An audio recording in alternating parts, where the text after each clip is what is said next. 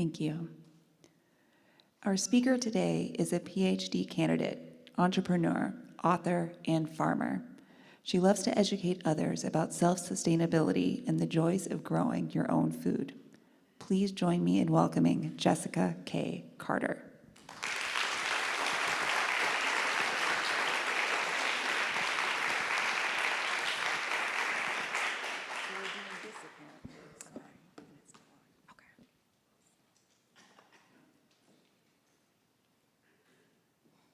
Good morning. I'm so excited to be here this morning.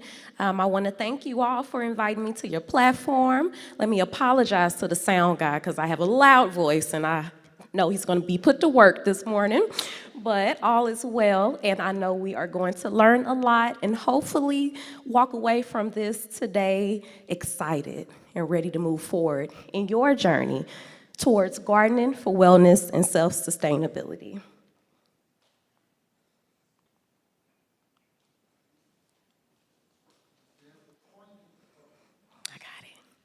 A little about me. I am St. Louis born, so I know you all want to know what high school I went to. Okay, Hazelwood East. I am a PhD candidate. I'm currently studying ethnic racial identity among Black women in college, so I'm very excited about that.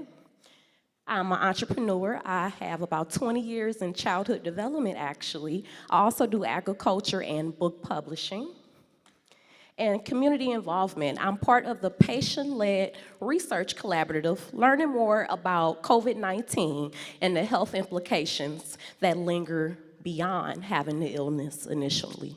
I also work with a Red Circle nonprofit organization in North St. Louis County, where we address racial injustice as well as food poverty, okay? So I'm sure by now you are wondering, why is she here again? Okay, hopefully this picture helps you. And if not, we're here for gardening, for wellness and self-sustainability, because it's so important. And to kick things off, I need 2 volunteers. Amy, is Amy out there? Because she actually invited me, so she may as well take the stage. I think I see you. And I need 1 more volunteer. It's fun. I see you, come on up. You coming? All right. Let's give them a round of applause for volunteering. If you can stand right here. Take this lovely hat. And I have one for you as well. Yes. Gardening Trivia 101. Put your hats on, ladies. All right, I'm gonna ask you a couple questions, and if you have the answer, I just want you to take the hat off, okay? Question number 1. What gardening zone is St. Louis, Missouri located in? I'm gonna guess 5, Kentucky's 6, I know that, that's where I'm from. Okay. Very good guess. Gardening zone 6. Okay, we have about 8 different gardening zones, and they also have subcategories. You want to know this because it's going to help you determine what you can actually grow in your home, backyard, and whatnot. Question number 2. Name 1 cool weather crop that you can grow right now. Lettuce. And broccoli. Okay, great job, both ladies. Congratulations. Okay.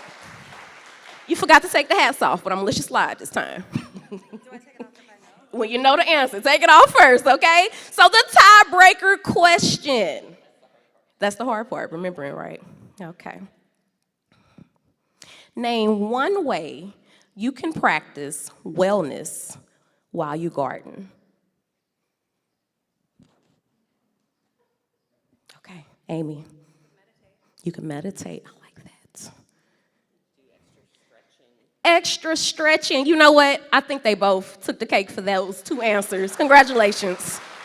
Your prize, you get to keep those hats. I need you outside gardening this evening, okay? All right, awesome. Give them a hand. Okay, So let's get into it. What is gardening? Gardening is the practice of growing and cultivating plants as part of horticulture, okay? In gardening, we have ornamental flowers that look pretty. We have vegetables we like to consume, as well as fruits and herbs, correct? Okay? Foliage and other things of that nature. I gave you a long definition from Wikipedia so that we can be on the same page with that. What is wellness? I love this graph, okay? Wellness is the active pursuit of activities, choices, and lifestyles that lead to a state of holistic health, okay? So this graph, provided by the Substance Abuse and Mental Health Services Administration, lists 8 different dimensions. You can definitely find more than 8 different dimensions, but I wanted to put this out here so you can see how important it is to actively think about these dimensions and practice them in your day-to-day living, okay? So when we talk about gardening, we can definitely get our emotional, spiritual if you need that, intellectual, physical, even social well-being needs met as we pursue our gardening efforts. What is self-sustainability? Maintaining or able to maintain oneself or itself by independent effort, okay? I love this little clip art. It says, I'm entirely self-sufficient. And he's breaking his back while collecting rainwater and growing a pineapple. Do you know how long it takes to grow a pineapple? Let's start there. Many, many moons. I don't have the patience for that. But apparently he does. And he's growing that pineapple. He has the pot on his head. And I'm not sure about what's going on in the nether regions.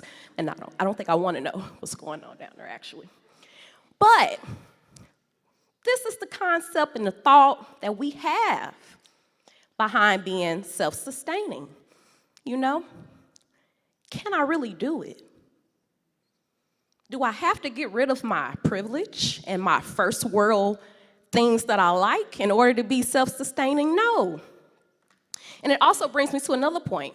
Self-reliance, self-efficiency, those are the small steps you're going to take to be self-sustaining. Longevity. What can I do today that's going to help me progress in the most efficient way possible long term? That's what you want to think of when you begin your planting journey, when you begin your route into gardening, because it's going to make it that much easier and enjoyable, okay? Gardening, wellness, self-sustainability is truly a holistic circle once you get it together, because you feed into yourself in all those dimensions towards your wellness and your self-sustainability. So I wanted to talk a little about our journey into gardening for wellness and self-sustainability. This is myself with my probably 2-year-old daughter at the time. She's 5 now. And my husband, as we prepared our winter setup. And it's been a journey, I will say that. So I began gardening as a young girl.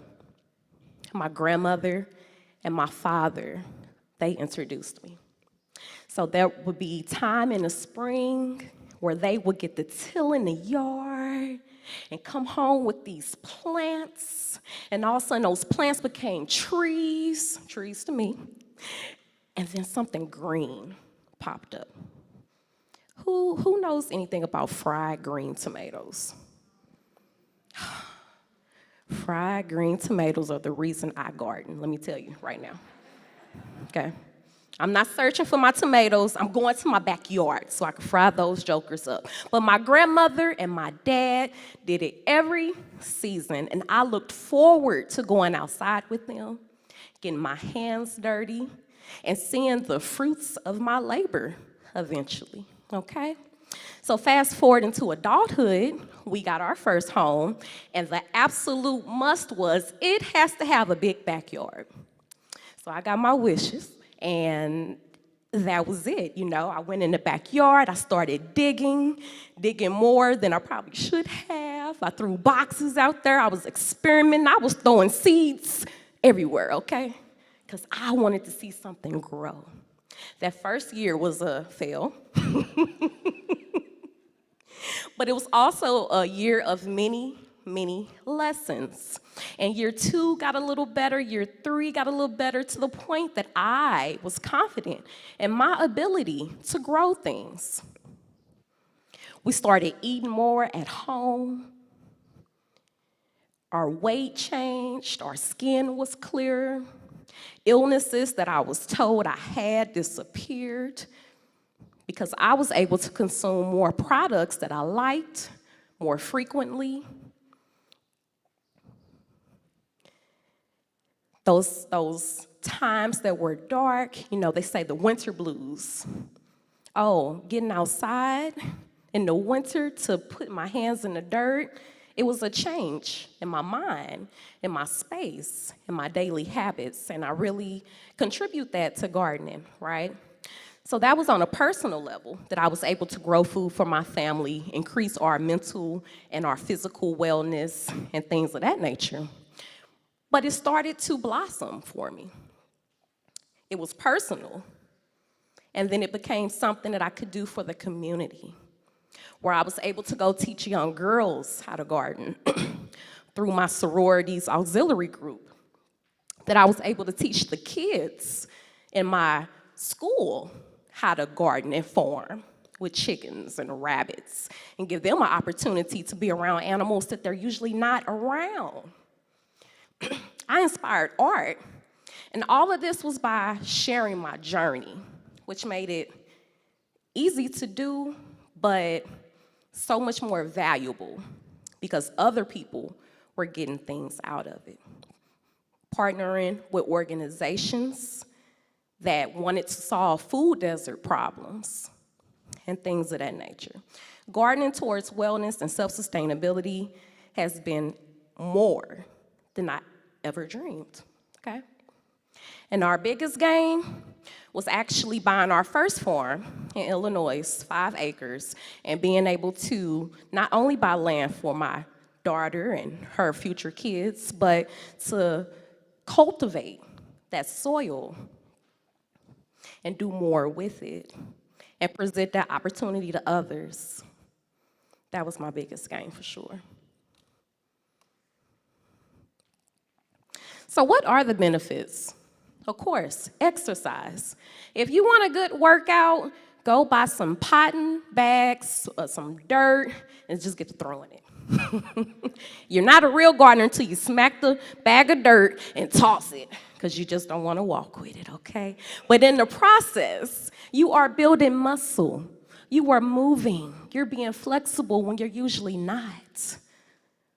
You're in the sun. You're getting that exposure to air and the sunlight, that vitamin D, okay? Improved nutrition, of course, because you're able to get access to items you may not otherwise get access to. I don't know about you, but growing food in your own backyard tastes so much better than what they have in our stores. If you're already in the process, you know this to be true. If you're not in the process, I want to encourage you to do it. I hated radish before I started growing them. I grew them just because they're fast developers, and the moment I took it out the dirt, I realized how spicy it was when I actually tasted it. But it has so many benefits and antioxidants that we need. You don't know this if you're never exposed to it. I was probably about 16 before I knew what a blackberry was. Not because my family couldn't afford food, but having blackberries in the store that I lived close to was rare. Or once we got them, they were a little molded. Sometimes access isn't even healthy access. So having it in your backyard says so much more. You control what's put into it. You control how you control the pests that come along with it.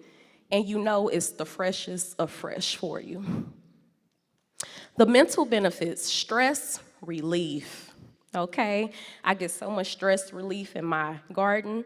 I mean, honestly, the things you can do, the science and art behind it, make it where you get to that point that the stress is immediately released. Increase mindfulness and relaxation, okay? I think someone mentioned that earlier. How awesome is it to just walk outside and listen to the animals? I think there's a bird in here right now, I'm not sure. But I love it. Okay? Listening to the bees over a scripted show you've seen 100 times. You have to push yourself into those other areas so you can receive the benefits you haven't received previously, right? Okay, boosted mood and self-esteem. I can't tell you how many times I came home from work, was in a funk, and let it all go in the garden. My neighbor's looking at me crazy out the window. There go that crazy garden lady again, baby. She dancing. I am. That's what I like to do in my garden. I like to dance. But whatever it is you like to do, you want to incorporate that so that it's not a chore, but it's a way of life for you at that point, okay? Environmental benefits. Reduce carbon footprint. Reduce use of harmful chemicals. Again, so many chemicals, we don't know what's being put on our food. If you travel out the country, look at the difference between the produce in our grocery stores and overseas somewhere else. They don't put the wax on their food. They don't use the harmful pesticides that we use. They're not trying to push out products so fast that we don't even know what's being put in them, let alone our bodies, okay? Increase biodiversity preservation. When you start a garden, you are doing miraculous things for the earth. Being able to plant a flower that a bee can come and get the pollen from, that they need so they don't die, and in turn help us because they're pollinating our fruits and vegetables. Not everything self-pollinates. I learned that the hard way. Cucumbers do not self-pollinate. Okay, so you want to make sure you understand your crops so that you can make it work with nature. If it doesn't self-pollinate, let me make sure I put some flowers next to it. If it is naturally something that's eaten by bugs, what plant can I add next to it that the bugs want to eat instead, or that actually repel it away? Because they have plants like that too. Community benefits, increase local food production. If we didn't learn anything from COVID-19, we know the world can stop at any given moment, right? Having local growers that you know will be imperative if it ever happens, when it happens again, okay? You wanna know who's growing what. If you're growing beans and corn, somebody across the water might be growing your watermelon and your chickens. Connecting and networking locally so that we're always ready and always able to share together, right? Improve community health. North St. Louis County has 200,000 residents in the food desert currently, okay? That's why it's so important we work with local organizations that fight food poverty and actually put these gardens in place so that they have access and the knowledge to do it on their own, because it's happening. They can't get the transportation to get food, or they may be low in funds to get the food. But gardening is a skill no one can take from you. Enhanced sense of community. Again, if you want to start a conversation with that neighbor you don't know, throw a garden in your front yard. I can't tell you how many people drive past my house and, what you growing? Everything. Come on, sit down, let's talk about it. Now, I can't promise your homeowners association will like that, but get to growing, okay? So how do you do it? How do you start your very own self-sustaining garden? There are many ways that you can actually do this, okay? So I just gave you a few bulletins to kind of get the fire started for you. Choose the right crops. Again, garden zone 6, okay? We want crops that are not gonna die because we planted them at the wrong time, because they're not even native to our area. You wanna make sure you're able to grow what you choose. And you also wanna choose crops you're gonna eat. Don't grow just to grow. Maybe you're gonna grow to try something new, okay. But make sure it's something that your family or whoever's helping you with that project is going to enjoy. Choose a sunny location. You don't want your effort killed by that tree that you can't get rid of, right? Improve soil quality naturally through composting. So in the beginning, we might want to go out and get some garden soil or some potting mix or whatnot. But you can compost in your very own yard. And it's going to save you tons of money. And the dirt that you get, the soil quality, is going to be so much better. You can compost lint, eggshells, hair, okay, coffee grounds, tea bags, old clothes if you really want to. You have to shred them a lot, but you can compost pretty much anything, okay? KISS, keep it simple, stupid. I want everybody to remember that. When you start your garden, don't overwhelm yourself. Pick 4 crops and start, okay? Don't be like me, because I like to grow anywhere between 18 to 25 things every season. And then I have to solicit help, i.e. my husband, and whatever community volunteers, want to come at the time. But again, it's also a great way to get people to help you because they want to eat the food that you're growing. So invite them over on one Sunday. Hey, let's talk about this and do some weeding in the process, things of that nature.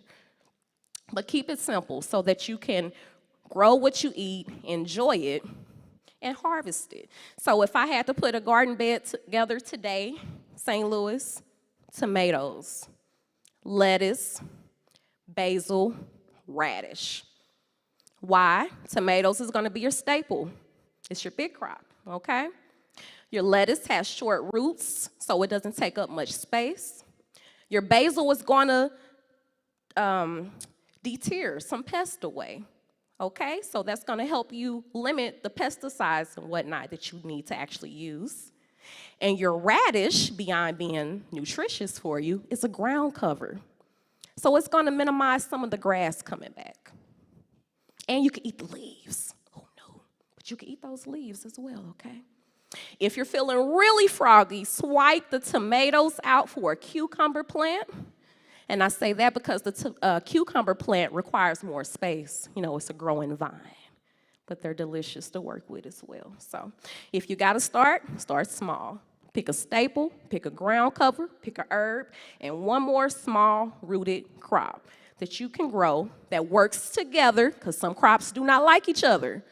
So make sure you're researching, once you pick that staple, what can I grow with tomatoes? And that's how you're gonna get your garden going and keep it simple.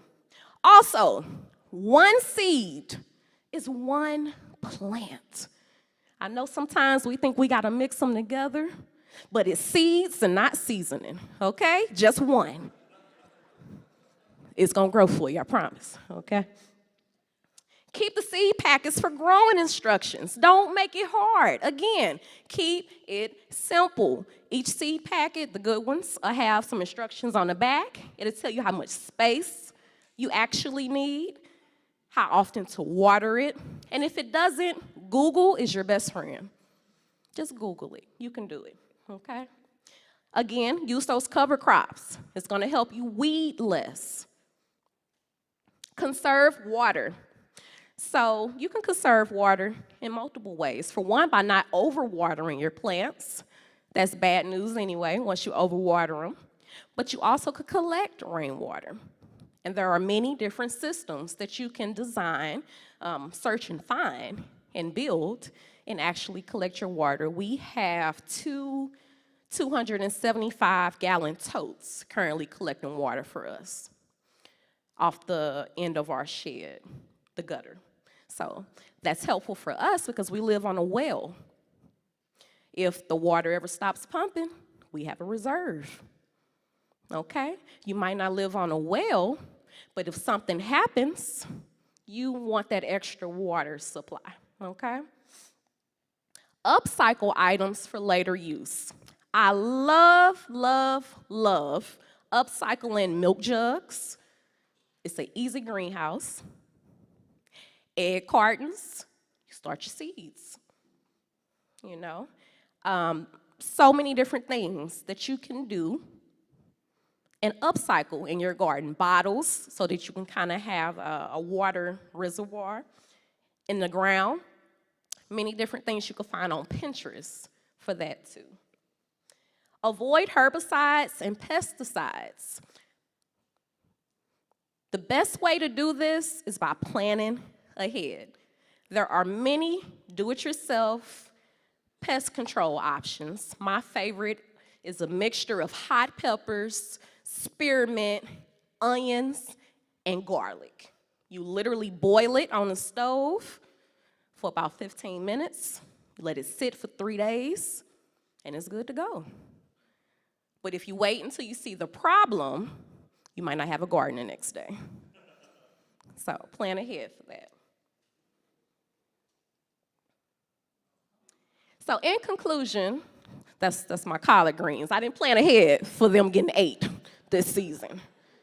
But they was big, okay? But I also had to fight to eat it. But in conclusion, gardening for wellness and self-sustainability is good for your physical health. It's good for your mental health. And it's good for the environment, okay? Start today so that you're not wondering what could have happened 5 years from now. What if I would have just went ahead and started that garden? How much healthier would I be? What type of networking would have happened? Would my community be able to be sustained in the case of a crisis? What about my family if we bring it back in-house? What could adding healthier items on the plate do for you and your children? What could reducing your carbon footprint do for the world? Okay?